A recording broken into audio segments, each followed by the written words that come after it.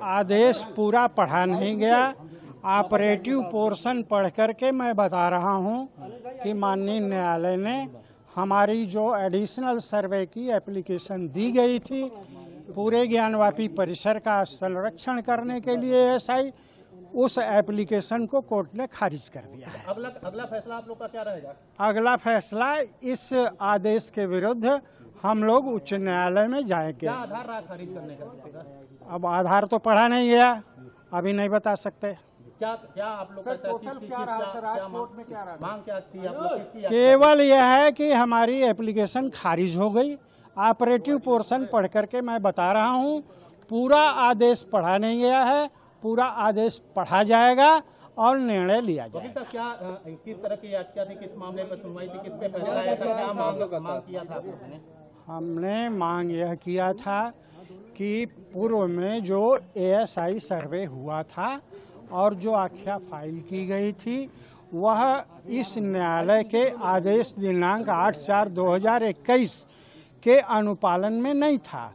8/4/2021 में न्यायालय द्वारा स्पष्ट रूप से आदेश दिया गया था कि एएसआई 5 लोगों की एक टीम बनाएगी जिसमें एक अल्पसंख्यक वर्ग का व्यक्ति भी होगा और किसी सेंट्रल यूनिवर्सिटी से आर्कियोलॉजिकल सर्वे का एक्सपर्ट भी मंगाया जाएगा। इन सभी लोगों के द्वारा मिल करके सर्वे किया जाएगा और रिपोर्ट दिया जाएगा। जबकि पूर्व में जो रिपोर्ट दी गई है एएसआई के द्वारा वो केवल एएसआई ने किया है, इस प्रकार की टीम फॉर्म ही नहीं की गई। इसलिए 8/4/2021 का जो आदेश हुआ है, जिसे माननीय उच्च न्यायालय ने भी कन्फर्म करते हुए इस न्यायालय को आदेशित किया था कि यदि पूर्व में एएसआई की आख्या जो है वह 8/4/2021 के आदेश के अनुरूप नहीं पाया जाता है तो एडिशनल सर्वे के लिए कोर्ट आदेश करेगी। इस आदेश का इस न्यायालय ने मेरे अभी तक संज्ञान में जो आया है, जो ग्राउंड्स हुआ है, उसका उल्लंघन किया है और यह आदेश गलत है। आपने मांगा था कि जो वजूखाना जो सीज है उसकी भी मांग आपने की थी, 100 मीटर नीचे जाकर के मांग साइलेंट सर, वो भी तो कहीं ना कहीं उन्होंने इग्नोर किया है आपकी मांग को। वजूखाना माननीय उच्चतम न्यायालय के आदेश से सील नहीं किया गया है, वह संरक्षित करने का आदेश दिया गया है डीएम को, और इस प्रकार संरक्षित करने से उसको सील नहीं कर दिया जाएगा। और एएसआई ने पूर्व में यही कह करके कि माननीय उच्चतम न्यायालय ने उसे सील किया है, इसलिए उसका सर्वे किया ही नहीं, तो पार्ट ऑफ प्रॉपर्टी का सर्वे हुआ ही नहीं और सील का आदेश भी कोई नहीं है सुप्रीम कोर्ट का। दूसरी बात यह है कि जो सेंट्रल डोम है, माने जो बीच का गुंबद है, वही उसी के नीचे स्वयंभू विश्वेश्वर का ज्योतिर्लिंग है। उस पर पूर्व के सर्वे में कोई खुदाई नहीं की गई थी।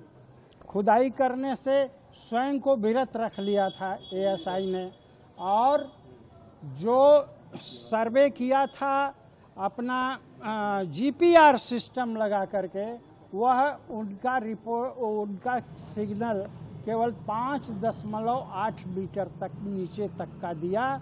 उसके नीचे मलबा और बड़े बड़े बोल्डर्स पत्थर के मिले, जिसके कारण नीचे का रिपोर्ट नहीं दे सका। हमारे तरफ से यही मांग की गई थी कि इस बिल्डिंग को, इस ढांचे को बिना नुकसान किए इससे हट करके कुछ दूरी पर 4x4 का ट्रेंच खोद करके एएसआई नीचे से उस पर, उस सेंट्रल डोम के नीचे पहुँचे और उसकी विस्तृत सर्वे करे और इसकी रिपोर्ट न्यायालय में देवे।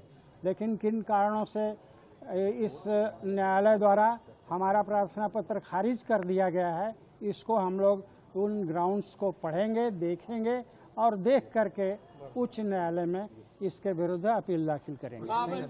अगर ये माना जाए कब तक जा सकते हैं आप हाई कोर्ट?